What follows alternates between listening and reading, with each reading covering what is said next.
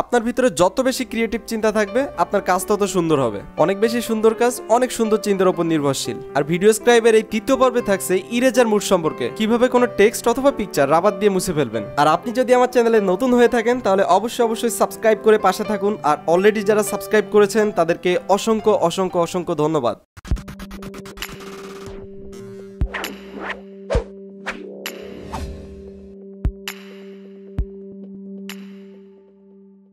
তো আমরা কোথায় ছিলাম জানো? হ্যাঁ, ইরেজার মুড। ওকে, আমি ফার্স্টে একটা প্রজেক্ট তৈরি করব। তার জন্য ছোটোখাটো একটু বোর্ড লিখে যদি সার্চ দিই তাহলে দেখুন এখানে অনেক বোর্ড চলে আসছে। আমি এখান থেকে এই বোর্ডটা সিলেক্ট করলাম। সিলেক্ট করার পরে এটা স্ক্রিনের সাথে অ্যাডজাস্ট করে নিলাম। দেন একটা টেক্সট নিলাম, হুসাইন আরাফাত,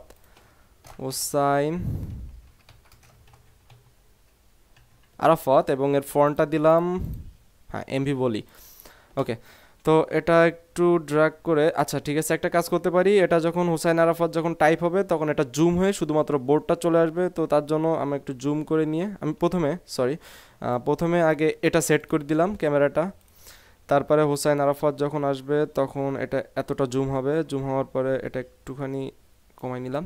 ওকে, হুসাইন আরাফাত। আচ্ছা, এই টেক্সটটার একটু স্পেসটা একটা বাড়াই দিই, একটু স্পেস বাড়িয়ে দিলাম। যাই হোক, এখন এখানে আমি সেট করে দিলাম। দেওয়ার পরে এখন এটা ড্র হবে। এটা ড্র টাইমটা সেট করে দিই। এখানে কত, এটা হচ্ছে 4 সেকেন্ড করে দিলাম। এটা বাস। ওকে, এটা 0.5 এবং এটা ড্র হবে 3 সেকেন্ডে এবং ট্রানজিশন 0.5 0.5 এবং পজ হয়ে থাকবে 0.5। ওকে, এখন কি করব, আমার এখান থেকে হোসাইনের এই পাশ থেকে আরাফাতটা মুছে ফেলবো। তো তার জন্য একটা শর্ট ট্রিক্স আছে। আপনি এখানে যাওয়ার পরে এই যে পিকচার, এখানে যাওয়ার পরে এখানে সার্চ করুন স্ক্রাইব, SCRIBE, স্ক্রাইব দিয়ে যদি সার্চ দিই দেখুন এখানে কয়েকটা অপশান আসছে। তার ভিতরে একটা দেখুন নিচে আছে ফাঁকা। এটা অ্যাকচুয়ালি এই সাদাটা ড্র করবে। তো আমি দেখাচ্ছি। এর ভিতর থেকে এটা সিলেক্ট করবেন, লাস্টেরটা যেটা ফাঁকা। ওকে, ফাঁকা সিলেক্ট করার পরে দেখুন এটা এই যে ফাঁকা একটা অপশান চলে আসছে। এখন আপনি যেটা ইরেজ করবেন অর্থাৎ যেটা মুছবেন শুধুমাত্র সেটা ব্লক করে দেবেন এই সাদা অপশান দিয়ে। এই যে দেখুন আমি এখানে যদি এই সাদাটা দিয়ে এটা আরাফাতটা ব্লক করে দিলাম। আগেই বলছি যে আপনার থিঙ্কিংয়ের উপর আপনার কাজ নির্ভর করে।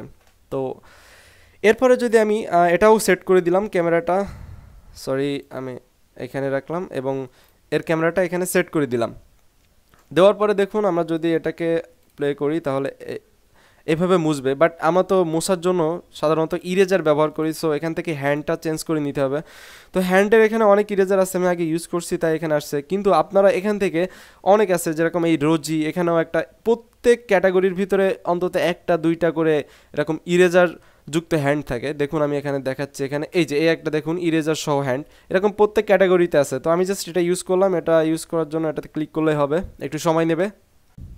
আর এই ইরেজারটা অ্যাকচুয়ালি মুছে ফেলে না, ওই পিকচার অথবা টেক্সটের উপরে একটা সাদা একটা প্রলেপ দেয়। তো সাদা ব্যাকগ্রাউন্ডের উপরে যদি সাদা প্রলেপ দেয় সেটা তো মোছার মতোই লাগে অ্যাকচুয়ালি, কিন্তু ওই টেক্সটটা ওইখানে থাকে এবং জাস্ট টেক্সটের উপরে আর একটা সাদা প্রলেপ।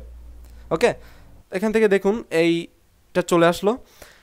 এখন আমি এটা ক্লিক করলাম, ওকে করলাম। ওকে করার পরে সিলেক্ট করে দিলাম এবং এটার অ্যানিমেশন দিলাম অর্থাৎ কত সময় ধরে মুছবে। তো 3 সেকেন্ড দিলাম। ওকে, ট্রানজিশন 0.5। এখন যদি আমি ইরেজ করি দেখুন এই যে রাবার দিয়ে মুছে ফেললো। এখন আমরা আরেকটা টেক্সট নিব, তার আগে এর পজিশনটা দেখে নিই। এই যে এই পজিশনে এখন আমরা আরেকটা টেক্সট নিব, টিউব, এবং কালারটা রেড করে দিলাম। ওকে, এই পজিশনে আসার পরে একটু জুম করে এই ফ্রন্টের সমান করে নিলাম। নেওয়ার পরে সেট করে দিলাম। ওকে, এখন দেখি আমরা রিভিউ দেখি কি অবস্থা। Yes, tube. এরপরে আসবে এই পজিশনে অ্যান্ড দেন টোটালি এটার আমরা ইরেজ করব।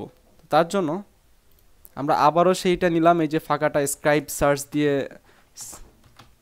যে এখানে এই যে ফাঁকাটা এখান থেকে আবার নিলাম। নেওয়ার পরে এটাকে আরও একটু ছোট করে নিলাম, নিয়ে এখানে এই যে এটা ব্লক করে দেব। এটা মাথায় রাখবেন যে এটা ব্লক যাতে সুন্দর করে, বেশি আউটে যাতে না যায়, একবারে সুন্দর করে ব্লক করবেন। আবার বেশি দিকে দিয়ে দিবেন না, এরকম বেশি দিয়ে দেবেন না, এটা এর সাইজ অনুযায়ী ব্লক করে দিবেন, তাহলে সেটা মুছতে অনেক সুন্দর লাগে।